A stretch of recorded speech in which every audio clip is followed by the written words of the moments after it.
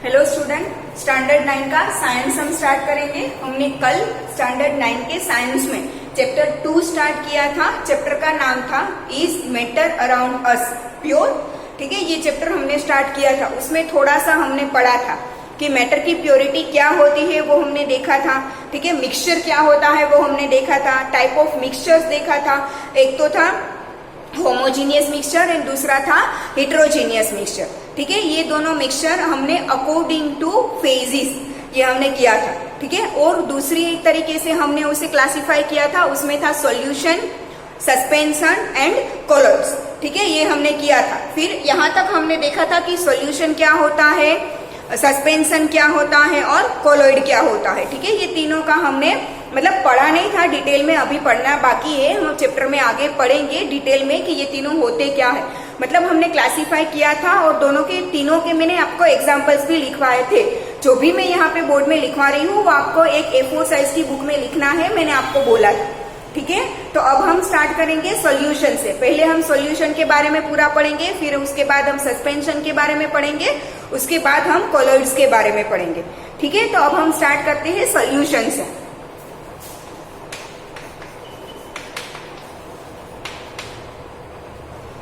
Subject science chapter number 2। ठीक है, उसका हम टॉपिक स्टार्ट करते हैं सॉल्यूशन। सॉल्यूशन क्या है? अब मैंने आपको बोला था कि स्टैंडर्ड 9 में आपको सिर्फ साइंस की टेक्स्ट बुक ही यूज करनी है, तो आप सबने खरीद ली होंगी, मैं ये समझ रही हूँ। ठीक है, तो अब हम उसमें से पढ़ते जाएंगे, सुनते जाएंगे और समझते जाएंगे। ठीक है, तो what is solution page number 15 पे दिया है। व्हाट इज सॉल्यूशन, तो उसका फर्स्ट सेंटेंस है कि a solution is a homogeneous mixture of 2 और मोर सब्सटेंसेस। देखो, होमोजीनियस क्या है, हेट्रोजीनियस क्या है, ये मैंने कल आपको समझाया था कि अगर दो सब्सटेंसेस को आप मिक्स करो तो दोनों एक दूसरे के साथ ऐसे मिक्स हो जाए कि आप उसे देखने से आप उसे अलग अलग देख नहीं सकते। मतलब आप उसमें देखो तो आपको पता नहीं चलेगा कि इसमें दो सब्सटेंसेस है। जैसे कि मैंने आपको एग्जांपल दिया था salt and water.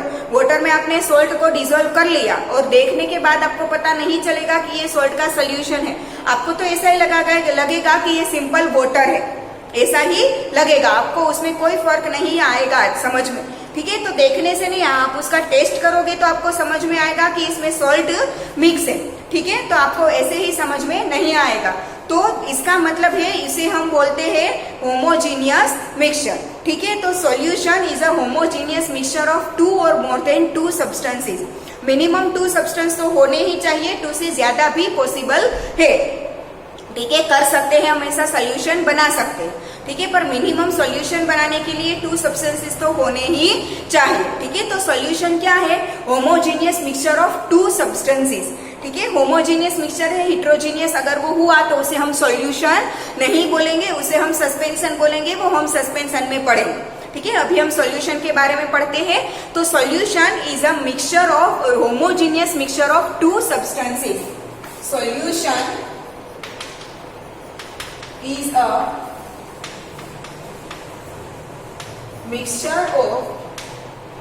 solution is a homogeneous mixture of 2 substances.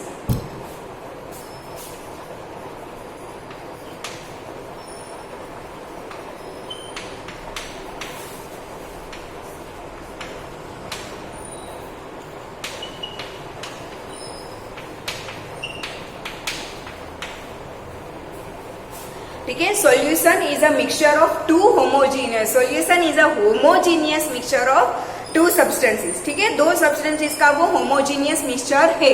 अब उसके हिसाब से हम देखें तो हम डेली लाइफ में सॉल्यूशन के बहुत सारे एग्जांपल्स देखते हैं। ठीक है, मम्मी आपका घर पे शरबत बनाती है, नींबू का शरबत बनाती है नींबू का, तो उसमें भी हम देखते हैं कि वो होमोजीनियस मिक्सचर है। एक बार बन गया, उसमें से आप सोल्ट, वाटर, शुगर और लेमन को अलग अलग नहीं देख सकते। हाँ, उसका कलर चेंज होता है, वो तो मैंने कल भी आपको बोला था कि सॉल्यूशन को 2 सब्सटेंसेस को आप मिक्स करने के बाद जो सॉल्यूशन बनता है उसका कलर चेंज हो सकता है, पॉसिबल है। ठीक है, बट उसमें आपको सोल्ट है, शुगर है या नींबू डाला हुआ है, वो आपको ऐसे ही पता नहीं चलेगा, टेस्ट करने के बाद पता चलेगा। अगर बनाते वक्त हम सोल्ट डालना भूल गए तो देखने से पता नहीं चलेगा, टेस्ट करने के बाद ही पता चलेगा। ठीक है, तो ऐसा जो हमने ये एक एग्जांपल देखा। दूसरा एग्जांपल हम देखते हैं सोडा वाटर। ठीक है। आप ये जो कोक, स्प्राइट और थम्स अप और पेप्सी की बोतल्स जो लेते हो उसे क्या बोलते हैं? सोडा वाटर बोलते हैं। ठीक है, वो कलर है, उसमें एसेंसेस डाले होते हैं। आपने ऐसी किनली देखिए, आपने सोडा, वो व्हाइट कलर का सोडा होता है, ऐसे ही पानी जैसा, उसमें सिर्फ कार्बन डाइऑक्साइड भरा होता है। ठीक है, तो वो भी एक सोल्यूशन है। वो सोल्यूशन कैसा है? Liquid into gas. Liquid into gas, वो लिक्विड गैस का सोल्यूशन है, क्योंकि उसमें वाटर के अंदर क्या डाला होता है? ओनली कार्बन डाइऑक्साइड, और कोई एसेंस या तो कोई फ्लेवर डाला नहीं होता। ठीक है, तो आपको जो सोडा वाटर दिखता है वो किसका सोल्यूशन है? लिक्विड और गैस का। अभी मैंने जो आपको शरबत का एग्जाम्पल दिया था वो वाटर और वो लिक्विड और सोल्ट का मिक्सचर है। ठीक है, वाटर एंड लेमन वो लिक्विड होगा। ठीक है, सोल्ट एंड शुगर क्या होगा? सॉलिड होगा। तो वो लिक्विड सॉलिड का सॉल्यूशन है। ठीक है, तो ये होमोजीनियस बनेगा, हिट्रोजीनियस नहीं बनेगा। ये डेली के लाइफ में हम ये एग्जांपल्स उसके देखते हैं। अब सॉल्यूशन के कितने कंपोनेंट्स होते हैं? सॉल्यूशन के 2 कंपोनेंट्स होते हैं। चाहे आपने उसमें सब्सटेंसेस 2 सब्सटेंसेस ऐड किए, 3 सब्सटेंसेस ऐड किए, 4 सब्सटेंसेस ऐड किए, कितने भी आप सब्सटेंसेस कर दो, बट सॉल्यूशन के कंपोनेंट्स तो 2 ही रहेंगे। वो कंपोनेंट्स के जो 2 नाम है वो है सॉल्वेंट और दूसरा है सोल्यूट। सॉल्यूशन के 2 सब्सटेंसेस बनेंगे, एक है सॉल्वेंट और दूसरा है सोल्यूट। ठीक है, ये दोनों सब्सटेंसेस क्या है, उसे डिफाइन कैसे करते हैं वो मैं अब आपको समझा रही हूँ। तो सिंपल लैंग्वेज में बोले तो सॉल्यूशन में जिसकी क्वांटिटी हाई होगी दैट इज सॉल्वेंट। सॉल्यूशन में जिसकी क्वांटिटी हाई होगी उसे क्या बोलेंगे? सॉल्वेंट बोलेंगे, और जिसकी क्वांटिटी लेसर होगी उसे क्या बोलेंगे? सोल्यूट बोलेंगे। जैसे कि मैं आपको एग्जांपल दूं कि solution of salt in water, solution of salt in water, water के अंदर आपने सॉल्ट को डिसोल्व किया तो आपको ऑब्वियसली पता है कि वाटर की क्वांटिटी ज्यादा होगी compare to salt. Compare to salt water की क्वांटिटी क्या होगी? ज्यादा होगी। तो वहां पे हमारा वाटर क्या हुआ? सॉल्वेंट बनेगा, और सॉल्ट क्या बनेगा? सोल्यूट बनेगा। तो सॉल्यूशन के अंदर जिसकी क्वांटिटी ज्यादा है वो सॉल्वेंट बनेगा, जिसकी क्वांटिटी कम है वो क्या बनेगा? सोल्यूट बनेगा। ठीक है, और अगर हम साइंटिफिकली उसकी डेफिनेशन दे, ये तो मैंने रफली आपको ऐसे ही डेफिनेशन दे दी कि जिसकी क्वांटिटी ज्यादा है वो बनेगा सॉल्वेंट, जिसकी क्वांटिटी कम है वो बनेगा सोल्यूट। अगर हम साइंटिफिकली इसकी डेफिनेशन दे तो हम डेफिनेशन में ऐसा लिख सकते हैं कि the substance which dissolves the second substance into itself is known as solvent. The substance which dissolves the second substance into itself is known as solvent, or you can write that the substance which dissolves the another substance into itself is known as solvent। ठीक है, मैंने जो बोला है, dictate किया है, वो लिख लो। मैं बोर्ड पे लिख नहीं रही हूँ, आप लिख लो। मैं फिर से डिक्टेट कर रही हूँ कि the substance which dissolves the another substance into itself is known as solvent। ठीक है, अब सॉल्वेंट क्या है वो मैं आपको समझा रही हूँ। देखो, वाटर और सॉल्ट का हमने सॉल्यूशन बनाया तो वाटर क्या करेगा? सॉल्ट को अपने आप में डिसॉल्व कर देगा। वाटर अपने खुद के अंदर सॉल्ट को क्या कर देगा? डिसॉल्व कर देगा। तो वाटर एक सब्सटेंस हुआ, तो the substance which dissolves the other substance, other substance means salt. ठीक है, the substance means water, the substance which, वो water, which dissolves the another substance, another substance is salt, into itself, अपने आप के अंदर, मतलब कि वाटर की खुद के अंदर डिसॉल्व कर देगा, इज नोन एज सॉल्वेंट। ठीक है, तो जो सब्सटेंस है वो अपने खुद के अंदर कोई दूसरे सब्सटेंस को डिसॉल्व कर रहा है वो क्या बनेगा? सॉल्वेंट, और उसकी क्वांटिटी क्या होगी? हाई होगी। ठीक है, तो ये क्या बना? सॉल्वेंट बनेगा। अब सॉल्यूट की मैं डेफिनेशन लिखवा रही हूँ, लिख लो। The substance which dissolves itself into another substance is known as solute. The substance which dissolves itself into another substance is known as solute। ये जो मैंने डिक्टेट किया है वो आपको लिखना है। ठीक है, तो मैंने क्या बोला कि the substance which dissolves मतलब कि salt, which dissolves itself मतलब कि salt, into another substance, दूसरे substance में, into ठीक है, दैट इज वाटर, अपने आप को दूसरे सब्सटेंस में डिसॉल्व कर रहा है।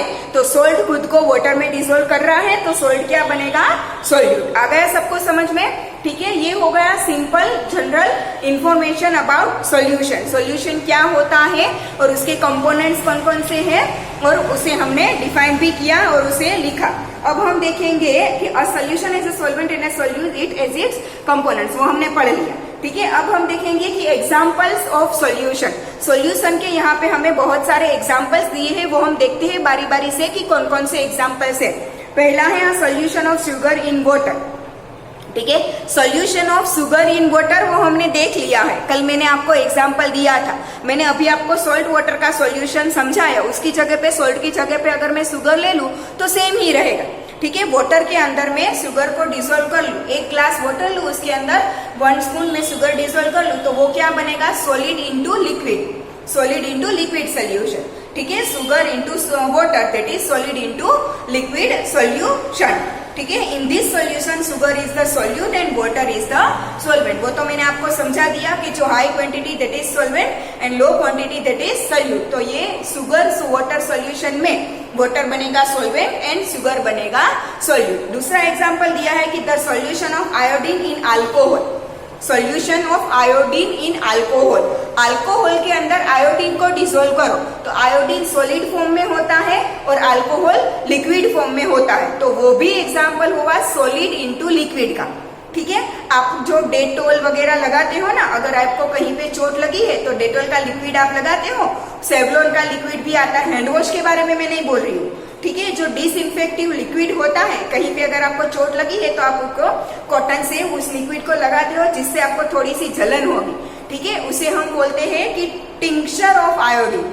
उसका परफेक्टली नेम, ये तो कंपनी वालों ने अपना नाम दे दिया, डेटोल या लाइफ बॉय या सेवलॉन अपना नाम दे दिया। ठीक है, पर उसे जनरली अगर बोले तो उसे बोला जाता है कि टिंक्चर ऑफ आयोडीन। ठीक है, जब छोटे छोटे थे तब ये डेटोल सेवलॉन वगैरह नहीं था, तो जनरली एक ही टाइप का सॉल्यूशन आता था, अगर चोट लगी हो तो उसके लगा दो, तो उसे हम जनरली बोलते थे टिंक्चर, उसका नाम बोलते थे। ठीक है, उसका पूरा नाम है टिंक्चर ऑफ आयोडीन। ठीक है, तो ये जो है वो आयोडीन सॉलिड फॉर्म में होता है और अल्कोहल है वो लिक्विड फॉर्म में होता है। तो ये भी आयोडीन है वो अल्कोहल के अंदर कंप्लीटली डिसॉल्व हो जाता है, जैसे शुगर या तो सॉल्ट वाटर में होता है वैसे ही। ठीक है, तो ये भी एग्जाम्पल है कि सॉलिड इंटू लिक्विड। ये भी किसका एग्जाम्पल हुआ, सॉलिड इंटू लिक्विड। ठीक है, दूसरा एग्जाम्पल है कि aerated drinks like soda water. Yes, आपने किनली की बोतल देखी है, अगर आप उसको ढक्कन खोलोगे तो कैसी एयर बाहर निकलती है। ठीक है, तो उसमें प्रेशर से कार्बन डाइऑक्साइड वाटर में मिक्स किया होता है। ठीक है, उसे हम बोलेंगे एरेटेड ड्रिंक्स। उसमें एयर मिक्स की है, carbon dioxide is one part of air. ठीक है, तो उसमें हमने एयर मिक्स की है, कार्बन डाइऑक्साइड मिक्स किया है, दैट इज एरेटेड वाटर, तो उसे हम क्या बोलेंगे, सोडा वाटर। तो वो भी एक टाइप का क्या है, सॉल्यूशन। आपको देखने से पता नहीं चलेगा कि इस वाटर के अंदर एयर है। ठीक है, आप बिना हिलाए वो बोतल देखोगे तो आपको उसमें सिर्फ पानी भरा है वैसा ही लगेगा।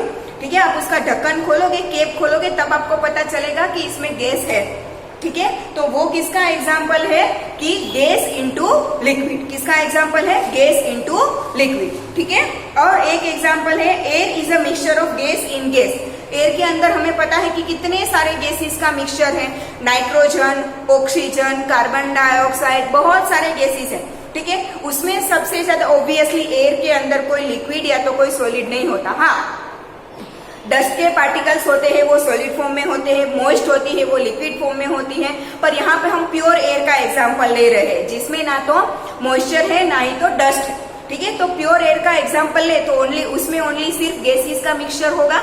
ठीक है, तो वो गैसेस आपको देखते हो आप, यहाँ पे मेरे आसपास एयर है, आपको वीडियो में दिख रही है, नहीं दिख रही है। ठीक है, मतलब आप देखने से आपको पता नहीं चलेगा कि वो 2-3 गैसेस का मिक्सचर है। दैट मीन्स कि वो क्या है, होमोजीनियस मिक्सचर है ना। होमोजीनियस मिक्सचर है तो वो क्या बन गया, सॉल्यूशन बन गया। मतलब हम बोल सकते हैं कि air is one type of solution of gas and gas. Gas into gas. और सबसे ज्यादा क्वांटिटी एयर में कौन से गैस की होती है? नाइट्रोजन की होती है। तो नाइट्रोजन क्या बनेगा यहाँ पे? सॉल्वेंट बनेगा। जैसे मैंने आपको सिंपली समझाया था कि जिसकी क्वांटिटी ज्यादा होगी वो सॉल्वेंट बनेगा। तो यहाँ पे नाइट्रोजन की क्वांटिटी एयर में ज्यादा होती है तो नाइट्रोजन क्या बनेगा? सॉल्वेंट बनेगा। और बाकी सारे गैसेस उसमें क्या बनेंगे? सॉल्यूट बनेंगे। मैंने आपको पहले भी बोला था कि सॉल्यूशन में 2 से ज्यादा सब्सटेंसेस हो सकते हैं, तो कोई एक सॉल्वेंट होगा, बाकी सब क्या होंगे? सॉल्यूट होंगे। ठीक है, तो एयर के एग्जाम्पल में नाइट्रोजन है वो सॉल्वेंट है और बाकी सारे गैसेस क्या है? सॉल्यूट है। ठीक है, तो ये हमने देखा गैस इनटू गैस। ठीक है, हमने जो टिंचर वाला देखा था वो क्या था? Solid into liquid. ठीक है, शुगर वाटर का सॉल्यूशन वो भी सॉलिड इनटू लिक्विड। हमने सोडा वाटर देखा वो गैस इनटू लिक्विड। ठीक है, और एयर है वो गैस इनटू गैस। हो गया? ठीक है, अब हम देखेंगे properties of a solution. Example हमने देख लिया, अब हम देखेंगे प्रॉपर्टीज ऑफ अ सॉल्यूशन। ठीक है, वो आपकी बुक में लिखी है तो आपको समझ में आ जाएगी। ठीक है, अ solution is a homogeneous mixture, वो तो हमने पहले ही डेफिनेशन में भी लिख दिया कि solution is a homogeneous mixture of 2 substances, मतलब कि वो होमोजीनियस मिक्सचर है, वो उसकी फर्स्ट प्रॉपर्टी है। सेकेंड है कि the particles of a solution are smaller than 1 nanometre in diameter so they can not be seen by naked eyes. ठीक है, उसके पार्टिकल्स बहुत छोटे हैं। कौन सी साइज के होते हैं? 10⁻⁹ मीटर। अब आपको पता है कि 10⁻⁹ का मतलब क्या होता है? देखो 1 सेंटीमीटर ये है 1 नैनोमीटर, 1 mm, उसे क्या पढ़ा जाता है? 1 नैनोमीटर। 1 cm लिखा हो तो हम उसे क्या बोलते हैं? 1 सेंटीमीटर बोलते हैं ना। ठीक है, 1 सेंटीमीटर उसे हम बोलते हैं। तो सेंटीमीटर का मतलब होता है 10⁻² मीटर, 10⁻² मीटर, क्योंकि 100 सेंटीमीटर मतलब 1 मीटर होता है ना। तो 100 में कितने जीरोस आए? 2 जीरोस आए, मतलब कि पावर कितनी हो गई? -2। ठीक है, तो ऐसे आप 1 के बाद 9 जीरोस लगाओ, उतने नैनोमीटर से 1 मीटर बनेगा। तो सोच लो नैनोमीटर कितना छोटा होगा। 1 के बाद 2 जीरो लगाओ तब सेंटीमीटर इतना सा बनता है। ठीक है, तो 1 के बाद 9 जीरो लगाओ, उतने नैनोमीटर बनेंगे, तब 1 सेंटीमीटर, तब 1 मीटर बनेगा। तो नैनोमीटर तो बहुत छोटा होगा। तो सॉल्यूशन के पार्टिकल की साइज, या तो वो सॉल्वेंट है या सॉल्यूट है, कोई भी, सॉल्यूशन के पार्टिकल की साइज कितनी होती है? 1 नैनोमीटर के साइज की। 1 नैनोमीटर दैट मीन्स 10⁻⁹ मीटर। इतने छोटे उसके पार्टिकल्स होते हैं, that's why we can not see it with our naked eyes. अगर हमने वाटर में सॉल्ट का सॉल्यूशन बनाया तो हमें वाटर दिखता है, हाँ, पर वाटर के पार्टिकल्स अलग अलग आपको दिखेंगे? नहीं दिखेंगे। ठीक है, तो हम उसके पार्टिकल्स को नेकेड आई से नहीं देख सकते। हाँ, अगर हम कोई अच्छा सा माइक्रोस्कोप ले तो उससे देख सकते हैं। ठीक है, third property, because of very small particle size they do not scatter a beam of light passing through the solution, so the path of light is not visible in a solution। अब हमने देख लिया कि particle की size बहुत छोटी है, बहुत छोटी है, तो अगर आप उसमें टॉर्च लगाओगे तो उसका पार्टिकल बहुत छोटा है, तो अपने ऊपर आई लाइट को वो बाउंस कर देगा नहीं। स्कैटर करना मतलब कि उसे बाउंस करना। सपोज कि ये बुक है, यहाँ से मैंने टॉर्च लगाई तो उसके ये जो बुक थी, वो जो टॉर्च की लाइट आई उसे इस तरफ रिफ्लेक्ट कर देगी ना, बुक के आर पार जाएगी लाइट? नहीं जाएगी। तो उसका मतलब क्या हुआ कि वापिस भेज दिया, मतलब कि उसने स्कैटर किया है। बट ये जो सॉल्यूशन के पार्टिकल्स है वो बहुत छोटे होते हैं, तो वो लाइट को स्कैटर नहीं कर सकते। ठीक है, उसका बीम, जो लाइट का बीम होता है उसकी साइज ये पार्टिकल से बड़ी होती है, तो वो आजू बाजू से चले जाएंगे। ठीक है, जैसे कि ऐसे, सपोज कि ये पार्टिकल ऑफ सॉल्यूशन है और ये लाइट का बीम की साइज बड़ी है, तो ऐसे आजू बाजू चला जाएगा। ठीक है, यहाँ से रिफ्लेक्ट होके वापिस नहीं जाएगा। ठीक है, तो ये स्कैटर नहीं कर सकते क्योंकि पार्टिकल की साइज कैसी है? बहुत छोटी है। ठीक है, तो they do not scatter a beam of light passing through the solution, so the path of light is not visible in a solution. मतलब कि आपने कांच के ग्लास में कोई सॉल्यूशन भरा है, उसमें से आप टॉर्च साइड में से, मैंने कल आपको समझाया था, साइड में से चालू करो तो वो लाइट, उसमें एक आपको पर्टिकुलर लाइट का पाथ नहीं दिखेगा। पूरा सॉल्यूशन आपको क्या दिखेगा? लाइट वाला दिखेगा, मतलब कि उसमें लाइट है ऐसा आपको दिखेगा, बट एक पर्टिकुलर लाइट का पाथ नहीं दिखेगा क्योंकि वो स्कैटर नहीं कर सकता। ठीक है, property 4, the solute particles can not be separated from the mixture by process of filtration. Filtration मतलब उसको गालना। गलने की मदद से उसको गालना, फिल्ट्रेशन करना मतलब कि उसे गालना, मतलब सॉल्यूशन के पार्टिकल्स को आप ऐसे नहीं कर सकते। अगर आपने वाटर में सोल्ट को डिसोल्व किया है, फिर आप उसे गलने लेके गालने जाओ तो उसमें से सोल्ट सेपरेट नहीं होगा, क्योंकि पार्टिकल्स बहुत छोटे हैं, तो उसे हम फिल्ट्रेट नहीं कर सकते। The solute particles do not settle down when left undisturbed. That is, a solution is stable. अगर आपने वाटर में सोल्ट का सॉल्यूशन बनाया है और उसे थोड़े टाइम के लिए, सपोज कि 1 आवर के लिए आप उसे टच किए बिना, डिस्टर्ब किए बिना ऐसे ही छोड़ दो, तो ऐसा नहीं होगा कि सोल्ट के पार्टिकल आपके जो यूटेंसिल लिया है उसके नीचे बैठ जाएंगे, ऐसा नहीं होता। ठीक है, वो पूरे सॉल्यूशन में ही मिक्स रहेंगे, वो सेटल नहीं होते। इसका मतलब हुआ कि अ सॉल्यूशन इज स्टेबल। अगर वो पार्टिकल्स नीचे बैठ जाते हैं तो सॉल्यूशन स्टेबल नहीं है, पार्टिकल्स उसमें से सेपरेट हो रहे हैं। ठीक है, बट यहाँ पे सॉल्यूशन में वो पार्टिकल्स बेस पे सेटल नहीं होते, मतलब कि सॉल्यूशन कैसा है, स्टेबल है। जैसा आपने बनाया था वैसा ही वो रहेगा। ठीक है, आप शरबत बनाते हो, ठीक है, और शरबत आधे घंटे के लिए ऐसे ही रख दिया, तो ऐसा होता है कि सोल्ट एंड शुगर नीचे बैठ जाएगी और वाटर एंड लेमन है वो ऊपर बच जाएगा, ऐसा नहीं होता। सोल्ट, शुगर, लेमन, वाटर सब भी एक ही जैसे सारी जगह पे रहेंगे, वो सेपरेट नहीं होंगे। दैट मीन्स कि वो क्या है, सॉल्यूशन है और वो स्टेबल है। ठीक है, जैसा आपने बनाया था वैसा ही रहेगा। ठीक है, तो ये हो गई 4 प्रॉपर्टीज ऑफ सॉल्यूशन। अब हम देखेंगे कि concentration of a solution. Concentration of a solution, मैंने आपको एक्टिविटी कल हमने बहुत सारी 2-3 एक्टिविटीज देखी थी, थियोरिटिकली मैंने आपको उसे समझाया था। तो अगर हम देखें एक्टिविटी 2.2, आपकी बुक में आप देखो एक्टिविटी 2.2, उसमें 4 ग्रुप ABCD बनाए थे। कल भी हमने ये एक्टिविटी देखी थी। उसमें ग्रुप ए को दिया था crystals of copper in water, group B को दिया था कि copper powder in water, group C को दिया था चॉक पाउडर इन वाटर, और ग्रुप डी को दिया था मिल्क। तो यहाँ पे हमें सिर्फ ग्रुप ए और बी के बारे में समझना है, क्योंकि हम सिर्फ सॉल्यूशन देख रहे हैं, सी और डी सॉल्यूशन नहीं है, तो हम सिर्फ यहाँ पे एग्जांपल ए और बी का लेंगे। ठीक है, तो अगर हमने अलग अलग क्वांटिटी में लिया है, सपोज कि हमने जो कॉपर के ग्रुप ए को हमने क्रिस्टल्स दिए थे इन वाटर, ठीक है, तो उसकी क्वांटिटी बहुत ज्यादा हमने दी थी, उसने वाटर में डिसोल्व कर दिया, एकदम आपको डार्क ब्लू कलर का सॉल्यूशन मिल रहा है। ठीक है, और दूसरे ग्रुप को मैंने सिर्फ 1 स्पून ही कॉपर का पाउडर दिया था, उन्होंने वो सेम वाटर की क्वांटिटी में डिसोल्व किया, तो उसे सॉल्यूशन तो मिल रहा है बट एकदम लाइट ब्लू कलर का मिल रहा है। ग्रुप ए के पास कॉपर की क्वांटिटी ज्यादा थी, तो उसे डार्क ब्लू कलर का सॉल्यूशन मिल रहा है, और ग्रुप बी के पास कॉपर की क्वांटिटी लेस थी, तो उसे लाइट ब्लू कलर का सॉल्यूशन मिल रहा है। ठीक है, दोनों के पास क्वांटिटी अलग अलग थी, तो आप कलर देख के बता सकते हो कि कौन से सॉल्यूशन में सोल्यूट की मतलब कि कॉपर की क्वांटिटी ज्यादा है और कौन में कॉपर की क्वांटिटी कम है। तो इस हिसाब से कई बार देखो, हर बार सेम ही क्वांटिटी हो ऐसा जरूरी नहीं है, तो अलग अलग क्वांटिटी को अगर हमें डिस्क्राइब करना हो तो उसके लिए कोई वर्ड तो होना चाहिए ना, तो ये वर्ड है कंसंट्रेशन। क्या है वर्ड? कंसंट्रेशन। ठीक है, जैसे कि हम यहाँ पे लेंथ मेजर करने के लिए मीटर, सेंटीमीटर, नैनोमीटर लेते हैं, वैसे ही quantity of solute in solvent.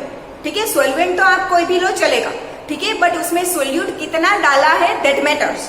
ठीक है, तो वो सोल्यूट की क्वांटिटी दिखाने के लिए, ये पूरा दिखाने के लिए हम सोल्यूशन के लिए कौन सा वर्ड यूज करेंगे? Concentration of solution. ठीक है, क्या यूज करेंगे? Concentration of solution. अब ये कॉन्सेंट्रेशन है वो सोल्यूट और सोलवेंट के, सोल्यूट और सोलवेंट या तो सोल्यूट और सोल्यूशन के वेट के हिसाब से भी हम लिख सकते हैं और उसके वॉल्यूम के हिसाब से भी हम लिख सकते हैं। ठीक है, कॉन्सेंट्रेशन ऑफ अ सोल्यूशन 2 तरीके से लिख सकते हैं। एक तो उसके मास, यहाँ पे हम वेट नहीं बोलेंगे, क्या बोलेंगे? मास बोलेंगे। मास और वेट में क्या डिफरेंस है वो आपके साइंस के आगे के चैप्टर में, फिजिक्स के चैप्टर्स जो आगे हैं, चैप्टर नंबर 9 और 10, उसमें आपको पता चल जाएगा कि मास और वेट में क्या डिफरेंस है। तो यहाँ पे हम वर्ड मास यूज करेंगे, वेट नहीं यूज करेंगे। ठीक है, ये आप अभी समझ लो। ठीक है, तो हम मास के हिसाब से भी उसका कॉन्सेंट्रेशन दिखा सकते हैं और वॉल्यूम के हिसाब से भी। अगर लिक्विड है तो ऑब्वियसली वॉल्यूम लेना पड़ेगा, सॉलिड है तो उसका क्या लेना पड़ेगा? मास लेना पड़ेगा। ठीक है, गैस है तो वॉल्यूम लेना पड़ेगा। तो मास और वॉल्यूम 2 अलग अलग तरीके से हम उसका कॉन्सेंट्रेशन लिख सकते हैं। मैं दोनों यहाँ पे आपको लिख रही हूँ कि कोई भी सॉल्यूशन का अगर हम कॉन्सेंट्रेशन लिखे तो एक तो होगा, अगर हम मास के हिसाब से लिख रहे हैं तो उसका नाम होगा मास बाय मास, और अगर हम वॉल्यूम के ऊपर से लिखेंगे तो मास बाय वॉल्यूम। मास के ऊपर से मास बाय मास और वॉल्यूम के ऊपर से मास बाय वॉल्यूम।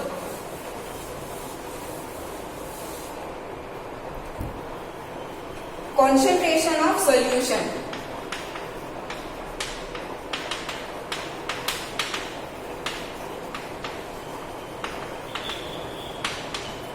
उसमें पहला है mass by mass. Mass by mass percentage of a solution. ठीक है, मास बाय मास ये परसेंटेज में मिलेगा आपको। ठीक है, कितना परसेंट है, आंसर 0 to 100 के बीच में ही आएगा। आपको पता है परसेंटेज उससे कम या ज्यादा नहीं हो सकते। ठीक है, तो उसका फॉर्मूला है कि mass of solute divide by mass of solution multiply by 100। ठीक है, ये हो गया मास बाय मास। अब हम देखेंगे मास बाय वॉल्यूम।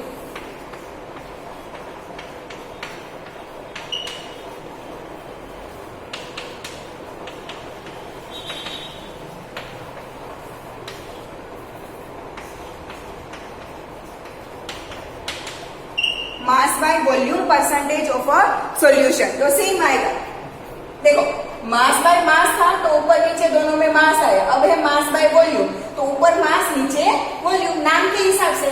पहले मास है तो दोनों में मास। यहाँ पे पहले मास है तो ऊपर मास, बाद में वॉल्यूम है तो नीचे वॉल्यूम। तो क्या आएगा कि mass of solute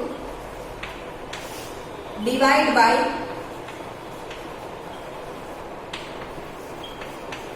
volume of solution multiply by 100। ठीक है, इसके हिसाब से हम क्वेश्चन भी सॉल्व करेंगे और क्वेश्चन में आपको ये डिटेल्स दी होगी। सॉल्यूट का मास है, सॉल्यूशन का मास है, सॉल्यूट का मास है, सॉल्यूशन का वॉल्यूम है, वो क्वेश्चन में ऑलरेडी दिया होगा। आपको सिर्फ वैल्यू रख के आंसर फाइंड करना होगा। ठीक है, तो इसके हिसाब से हम उसका कंसंट्रेशन भी फाइंड कर सकते हैं कि कितने सॉल्वेंट के अंदर कितना सॉल्यूट डिसॉल्व किया है, उसके हिसाब से उसका कंसंट्रेशन कितना है। ठीक है, आज हम यहाँ तक रखते हैं। इस क्वेश्चन के ऊपर से हम ये जो मैंने आपको इक्वेशन लिखा है ना, उसके ऊपर से हम क्वेश्चन भी कैलकुलेट करेंगे, सम कैलकुलेट करेंगे। ठीक है, वो हम कल करेंगे। आज यहाँ तक रखते हैं।